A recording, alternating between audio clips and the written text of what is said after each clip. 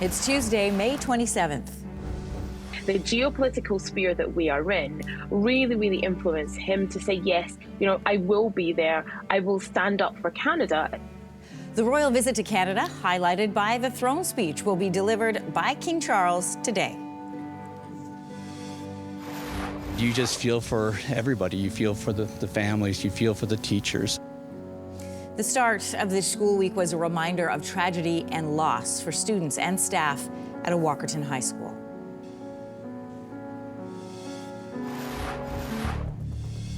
Strong mandate. Nearly 98% of unionized VIA workers have voted in favor of a strike next month.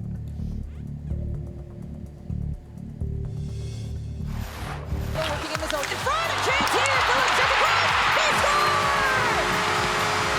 Minnesota Frost, back-to-back Walter Cup champions! And champions again, the Minnesota Frost winning their second straight Walter Cup, ending a dream season for the Ottawa Charge. Stay with us, Canada. Your morning starts right now.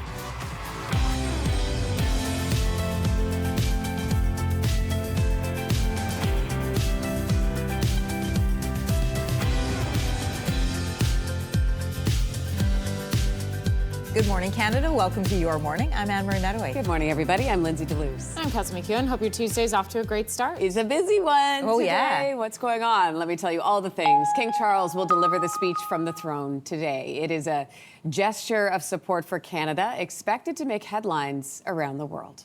It will appear on the news. It will appear in clippings. It'll appear on social media. And I think it will penetrate people's general awareness about politics.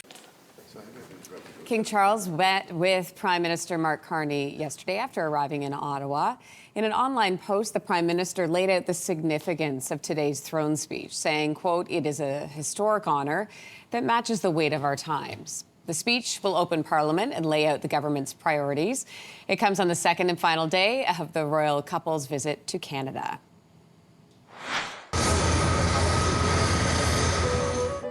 King Charles and Queen Camilla were greeted by the Prime Minister, Governor-General Mary Simon, along with Assembly of First Nations National Chief Cindy Woodhouse-Nipenak and National Chief of Inuit Tapiri Kanatami President Natan Obed. The royal couple then greeted the public at Lansdowne Park. Then the King dropped the puck for a street hockey game. King Charles planted a ceremonial tree. You just saw that at Rideau Hall before sitting down for closed-door meetings. This is King Charles' 20th visit to Canada, but first as monarch. Canada's former Dominion sculptor will be watching today's throne speech very closely, keeping an eye on some of his work. A lot of things going through my mind. Will he like it? Will he be comparing it to what he sits on in Buckingham Palace? I don't know. Phil White retired 4 years ago, but before he retired, he had designed the new throne being used by King Charles today. There it is. When Parliament's centre block shut down for renovations, the old throne also went for a refresh. Phil White was tasked to design and carve the new throne. This one is made from Canadian black walnut and donated English walnut from behind Windsor Castle.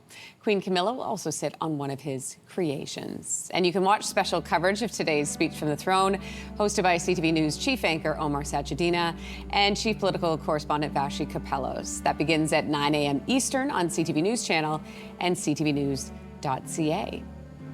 So Parliament is officially back in session with Prime Minister Mark Carney speaking for the first time as a member of the House.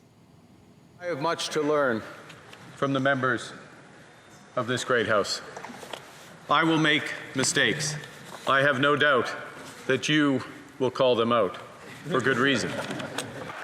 The Prime Minister will take part in his first question period tomorrow. However, he won't be carrying on a tradition started by former Prime Minister Justin Trudeau, or Trudeau made it practice to answer all questions in the House on Wednesdays, not just from leaders, saying at the time he thought it was important for all MPs to be able to ask questions of the Prime Minister. The law says 12 members. But you can make exceptions. Why not make an exception for them? Can I make exceptions to the law? Government House Leader Steve McKinnon has confirmed the NDP won't get party status. 12 seats are required. The NDP were reduced to 7 after the election. Without official status, the NDP won't be allowed to ask daily questions in question period. They also won't be guaranteed seats on standing committees and will lose out on financial resources meant for recognized parties. In other news, it was an emotional return to class for students and staff at a Walkerton high school. I just thought it'd be nice to bring flowers for them because I want to show that I support them and like I truly care. The crash happened Friday, killing a teacher and 4 students. The school board says social workers and mental health supports will be on site for as long as needed. A GoFundMe has also been set up to support the victims' families. Matt Eckhart, Olivia Rourke, Rowan McLeod, Cadence Ford, and Danica Baker were on their way home from a softball tournament when their SUV collided with a tractor trailer. Attention now is turning to the intersection where this crash happened.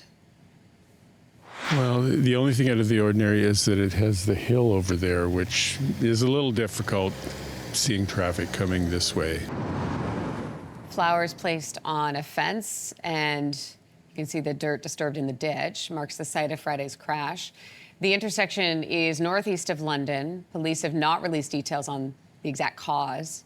At a meeting yesterday, local councillors approved a motion calling for improved safety at this particular intersection. Canada Post workers are sticking with their overtime ban during ongoing contract negotiations. So Canada Post says it will review the union's response to its offer from last Wednesday. The Crown Corporation's offer includes a 13% wage increase over 4 years, as well as part-time carrier positions. Canada Post is expected to respond over the next few days. The overtime ban means workers will not work more than 8 hours a day or more than 40 hours a week. Unifor says nearly 98% of unionized Via Rail workers have voted in favor of strike action. So negotiations were supposed to resume Monday. Under the ongoing federal conciliation process, workers won't be able to strike until at least June 22nd. So the strike mandate doesn't mean workers will immediately walk off the job. The conciliation period ends Saturday and would be followed by a 21-day cooling off period. The union represents more than 2,500 workers at Via Rail. That includes on-board staff, maintenance workers, customer service agents as well. The Minnesota Frost are back-to-back Walter Cup champs. Minnesota working in the zone. In front, a chance here. Deluce second cross. He scored! Minnesota Frost back-to-back Walter Cup champions. Whoa, dramatic. Liz Shepard scoring the winner 12 minutes into overtime to beat Ottawa 2-1. All 4 games of this year's final went to overtime. Each of them ended with the same score, 2-1. Isn't that wild?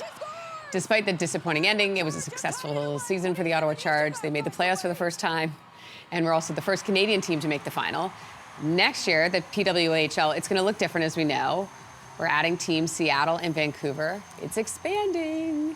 Yeah.